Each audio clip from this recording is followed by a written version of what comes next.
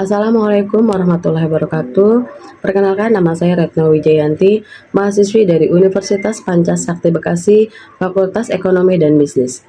Nomor NIM saya 289205059, semester 5, program studi manajemen. Saat ini saya sedang mengerjakan ujian akhir semester mata kuliah Ekonomi Internasional. Sebagai dosen pengampu saya yaitu Ibu Wina Kusuma Ningtyas. Baiklah teman-teman, mari kita saksikan untuk presentasi yang akan saya bawakan. Materi di sini yang akan kita bahas yaitu pengertian tentang sistem moneter internasional, yang kedua perkembangan sistem moneter internasional, yang ketiga sistem penetapan kurs mata uang, dan yang terakhir yaitu kelemahan sistem moneter internasional. Pengertian. Sistem moneter internasional merupakan sistem devisa yang digunakan oleh kebanyakan negara yang berperan besar dalam lalu lintas finansial internasional. Sistem devisa menentukan bagaimana kurs tukar asing ditentukan dan bagaimana pemerintah dapat mempengaruhi nilai tukar. Sistem moneter internasional yang berfungsi dengan baik akan memfasilitasi perdagangan di internasional dan investasi serta mempermudah adaptasi terhadap perubahan. Sistem ideal mencakup dua hal tersebut, yaitu sistem harus kredibel atau yang layak dipercaya, dan yang kedua yaitu sistem harus mempunyai mekanisme stabilitas harga yang otomatis atau built-in. Dana Moneter Internasional atau IMF adalah organisasi internasional yang bertanggung jawab dalam mengatur sistem finansial global dan menyediakan pinjaman kepada negara anggotanya untuk membantu masalah keseimbangan neraca pembayaran tiap negara. Salah satu tujuannya adalah membantu negara-negara yang mengalami kesulitan ekonomi serius, dan konsekuensinya adalah negara-negara yang bersangkutan wajib melakukan kebijakan-kebijakan tertentu, misalnya privatisasi badan usaha milik negara. Setelah melalui pertimbangan panjang dan hati-hati, sebuah sistem moneter disepakati di Bretton Woods. Negara-negara anggota sepakat untuk mengontrol batas kurs mereka dengan cara yang ditentukan. Perkembangan sistem moneter internasional. Yang pertama yaitu standar emas tahun 1876 sampai 1913. Penentuan mata uang ke emas dan penjaminan konvertibilitas dikenal sebagai standar emas atau gold standard. Perkembangan industri yang terjadi di Inggris dan perkembangannya perdagangan dunia pada abad ke-19 menambah kepercayaan dunia terhadap emas. Kepercayaan ini diperkuat dengan ditemukannya tambang emas di Amerika dan Afrika Utara. Atas dasar itu telah menjadikan sistem standar emas digunakan banyak negara sejak 1870-an hingga Perang Dunia Pertama. Perdagangan yang semakin meningkat membuat kebutuhan sistem pertukaran yang lebih formal menjadi semakin terasa. Standar emas pada dasarnya ditetapkan nilai tukar mata uang negara berdasarkan emas. Pemerintah atau negara yang juga menetapkan nilai mata uangnya berdasarkan emas, maka kurs antar dua mata uang bisa ditentukan. Jika emas terhadap barang lain tidak banyak berubah dalam jangka panjang, stabilitas nilai uang dan kurs mata uang juga tidak banyak berfluktuasi dalam jangka panjang. Standar emas berbeda dengan mata uang fiat atau fiat money. Dalam mata uang fiat ini, nilai mata uang ditentukan berdasarkan kepercayaan terhadap kemauan pemerintah dalam rangka menjaga integritas mata uang tersebut. Dengan menggunakan standar emas, pemerintah tidak bisa secara leluasa menambah jumlah uang yang beredar karena suplai uang dibatasi suplai emas. Dengan proses tersebut, kurs mata uang bisa terjaga selama negara-negara di dunia memakai emas sebagai standar mata uangnya. Inflasi yang berkepanjangan tidak akan terjadi di dalam situasi semacam itu. Adanya Perang Dunia Pertama tahun 1919 sampai 1923 bersamaan dengan Depresi Dunia 1931 sampai 1934. Negara-negara di Eropa dilanda inflasi dan ketidakstabilan politik. Sistem moneter internasional menjadi kacau sehingga menimbulkan kurang percayanya dunia terhadap pound sterling yang masih dikaitkan dengan emas. Akhirnya pada 1931 Inggris menanggalkan standar emas, dan karena itu nilai pound sterling jatuh untuk selanjutnya diikuti pola oleh dolar Amerika Serikat. Periode antara perang 1918 sampai 1939. Amerika Serikat dan Britania Raya mengalami perubahan dari standar emas lalu ke mata uang fiat, lalu kembali lagi ke standar emas. Selama perang, beberapa pemerintah membiayai pengeluaran yang besar untuk militer mereka dengan mencetak uang.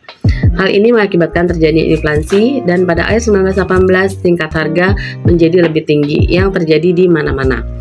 Amerika Serikat kembali ke standar emas pada 1919, Britania Raya pada 1925 dan Perancis pada 1928. Hasilnya berupa hancurnya kepercayaan terhadap sistem yang ada.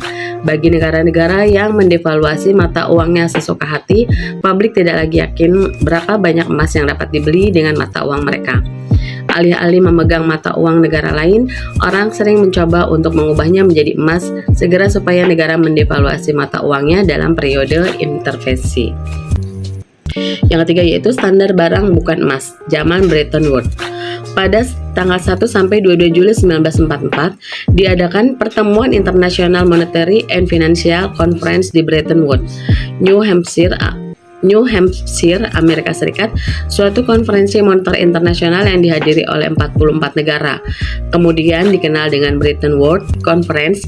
Konferensi tersebut bertujuan untuk menyusun rencana pembuatan dan pengawasan sistem moneter. 2 tahun setelah konferensi tersebut, maka secara resmi didirikan dua lembaga, yaitu International Bank of Reconstruction and Development atau IBRD yang dikenal dengan World Bank dan International Monetary Fund yang berdiri pada 1947, yaitu IMF ini berfungsi pertama meletakkan dasar negara yang kuat pengaturan pembayaran internasional, yang kedua sebagai tempat konsultasi serta kerjasama di bidang pembayaran internasional, yang ketiga membantu mengatasi kesulitan neraca pembayaran internasional baik dengan bantuan jangka pendek maupun mempertahankan dan menetapkan laju tukar. Selanjutnya yang keempat yaitu menciptakan dan mendistribusikan cadangan internasional dalam bentuk Specially Drawing Right atau SDR. Selama keberadaan IMF, beberapa hal yang telah dicapai yaitu: pertama, berhasil mempertahankan peningkatan yang cepat dari volume perdagangan dan investasi, menunjukkan fleksibilitas dalam adaptasi terhadap perubahan-perubahan dalam perdagangan internasional. Yang kedua, semakin meningkatkan efisiensi atau bahkan terjadi penurunan persentase cadangan devisa. Ketiga, semakin tangguh dan berhasil melewati masa krisis awal pada 1971, mengatasi kegiatan spekulatif dan bertahap dalam siklus bisnis yang bergejolak. Yang keempat yaitu mendukung tumbuhnya kerjasama internasional. Selanjutnya, membangun kapasitas untuk mengakomodasi reformasi maupun perbaikan. Yang keempat yaitu sistem moneter setelah tahun 1973. Semenjak 1973, sistem moneter internasional merupakan campuran antara kurs tetap dengan kurs berubah-ubah. Sering juga penguasa moneter negara-negara tersebut melakukan campuran tangan di pasar valuta asing untuk mengurangi fluktuasi kurs yang berlebihan. Caranya, apabila negara mengalami defisit dalam negara pembayaran, kurs valuta asing cenderung baik. Untuk mencegah ini, bank sentral menjual valuta asing. Demikian juga apabila surplus di dalam neraca pembayaran atau dirty float sebagai lawan dari clean quote, yaitu bank sentral sama sekali tidak campur tangan di dalam pasar valuta asing. 5 negara Eropa, Jerman, Barat, Belgia, Luxembourg, Swedia, Belanda, dan Norwegia mengadakan pengaturan secara tersendiri. Kurs tetap berlaku di antara mereka, tapi berubah-ubah secara bersama-sama terhadap mata uang negara lain. Sistem kurs macam ini yaitu mengambang bersama-sama menghasilkan fluktuasi yang menyerupai ulang yang disebut snake-like. Yang ketiga yaitu sistem penetapan nilai tukar atau kurs mata uang. Yang pertama yaitu standar emas. Pada abad ke-19, 1870 sampai 1914, emas dipakai sebagai standar nilai tukar yang berlaku mulai tahun 1870 karena perkembangan yang terjadi dalam industri di Inggris dan makin berkembangnya perdagangan dunia pada abad ke-19. Standar emas merupakan nilai yang dikaitkan dengan setiap mata uang nasional tiap negara, tetapi tidak berubah sejak 1870 sampai dengan Perang Dunia ke-1. Hal ini karena masa sebelum Perang Dunia ke-1, keadaan ekonomi dan politik dunia dalam situasi yang tenang sehingga memungkinkan beberapa negara dapat memetik pengalaman yang berharga dari keberhasilan sistem standar emas.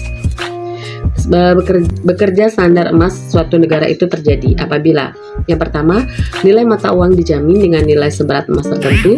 Setiap orang boleh membuat serta melebur uang emas. Pemerintah sanggup membeli atau menjual emas dalam jumlah yang tidak terbatas.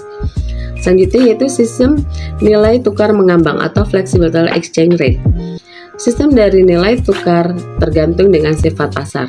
Transaksi valuta asing secara bebas di pasar akan membuat nilai tukar berubah-ubah sesuai dengan permintaan dan penawaran. Berdasarkan sistem ini, kurs mata uang dibiarkan mengambang bebas atau disebut clean float, tergantung kekuatan pasar. Sistem mengembangkan bebas mempunyai kerugian karena ketidakpastian kurs cukup tinggi. Sistem float yang dikelola atau managed float yang sering disebut sebagai dirty float dilakukan melalui campur tangan bank sentral yang cukup aktif. Bank sentral kemudian akan melakukan intervensi jika kurs yang terjadi di luar batasan yang telah ditetapkan. Beberapa bentuk intervensi bank sentral. Yang pertama yaitu menstabilkan fluktuasi harian. Bank sentral melakukan cara ini dengan tujuan menjaga stabilitas kurs agar perubahan atau pergerakan kurs tetap teratur. Menunda kurs atau learning again the wind. Melalui cara ini, bank sentral melakukan intervensi dengan tujuan mencegah atau mengurangi fluktuasi jangka pendek yang cukup tajam yang diakibatkan oleh kejadian yang sifatnya sementara. Kurs tetap secara tidak resmi atau unofficial pegging. Melalui cara ini, bank sentral melawan kekuatan pasar dengan menetapkan atau secara resmi kurs mata uangnya. Jika pemerintah melaksanakan kebijakan nilai tukar tetap atau stabil, tetapi untuk swasta bebas, maka perubahan kurs itu masih terjadi dalam batas yang kecil. Namun jika pemerintah menguasai sepenuhnya transaksi valuta asing sehingga tidak lagi dipengaruhi oleh permintaan dan penawaran atau dikenal dengan exchange control. Di dalam sistem moneter standar emas, kurs valuta asing relatif tetap atau hanya berubah-ubah dalam batas-batas yang ditentukan oleh ongkos angkut emas. Sistem nilai tukar tetap atau stabil atau fixed exchange rate. Nilai tukar yang stabil atau fix dapat timbul secara aktif dan pasif. Aktif yaitu pemerintah menyediakan dana untuk tujuan stabilisasi kurs atau stabilization fund, dan pasif berarti suatu negara menggunakan sistem standar emas. Jika ada kecenderungan nilai tukar akan turun, pemerintah membeli valuta asing di pasar, dan sebaliknya bila ada kecenderungan nilai tukar akan naik, maka pemerintah menjual valuta asing sehingga kestabilan nilai tukar dapat dipertahankan. Pengawasan devisa atau exchange control.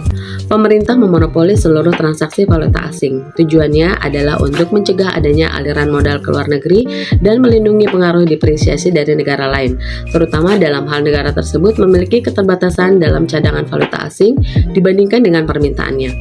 Pemerintah dapat menetapkan nilai tukar mata uang yaitu hanya satu jenis saja atau single exchange rate system, yaitu tidak tergantung dengan tujuan penggunaan devisa.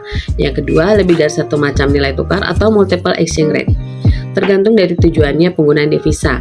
Misalnya, nilai tukar yang tetap dan bebas yang ditetapkan dengan sistem lisensi impor dan kuota impor.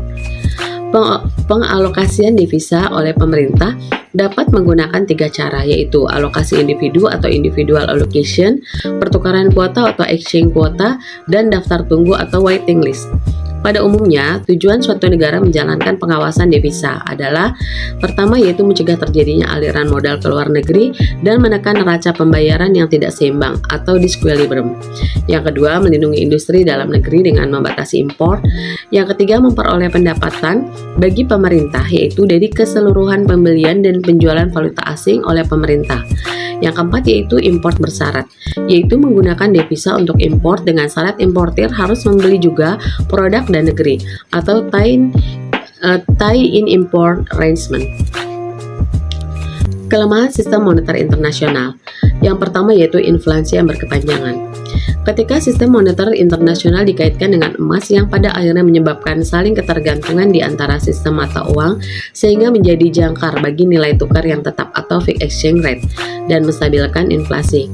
Ketika sistem standar emas hancur, fungsi yang bernilai ini tidak akan bertahan lama dan dunia terjebak dalam rejim inflasi yang terus-menerus. Sistem moneter internasional saat ini tidak mengatur interdependensi atau saling mengait antara berbagai mata uang, juga tidak menstabilkan harga. Yang kedua yaitu stabilisasi mata uang terhadap dolar.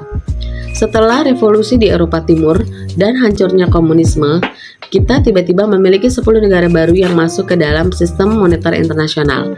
IMF merekomendasikan kepada negara-negara baru untuk menstabilkan mata uang terhadap dolar Amerika Serikat atau terhadap salah satu mata uang yang stabil terhadap dengan dolar Amerika Serikat yang dikaitkan dengan emas.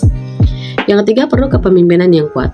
Memperbaiki nilai tukar terhadap blok dolar yang meliputi hampir seluruh ekonomi dunia telah memberi negara-negara transisi baru yang relatif memiliki tingkat harga yang stabil di antara negara-negara barat. Untuk meyakinkan sebuah negara dapat memperbaiki mata uangnya terhadap salah satu mata uang utama seperti dolar Amerika Serikat. Pada praktiknya, kebijakan seperti ini memerlukan aksi dari pemimpin yang kuat. Yang keempat, peralihan fungsi IMF. IMF kemudian bergeser tugasnya sebagai pusat sistem moneter internasional menjadi peran baru sebagai konsultan makroekonomi khusus dan pengawasan uang, bahkan broker utang. Fungsi yang sebenarnya bisa diperankan dengan baik oleh konsultan swasta. Yang kelima yaitu gagalnya sistem moneter internasional. Sistem moneter internasional yang absolut di dunia saat ini tidak ada. Setiap negara memiliki sistemnya tersendiri. Tetapi dalam seperempat abad terakhir, sejak sistem moneter internasional atau Bretton Woods hancur tiap negara mengadopsi sistem moneternya sendiri. Fenomena yang tidak memiliki contoh sejarah adalah kerjasama antar negara yang dikenal sebagai sistem moneter internasional. Yang keenam yaitu pengaruh timbal balik negara pembayaran, neraca pembayaran.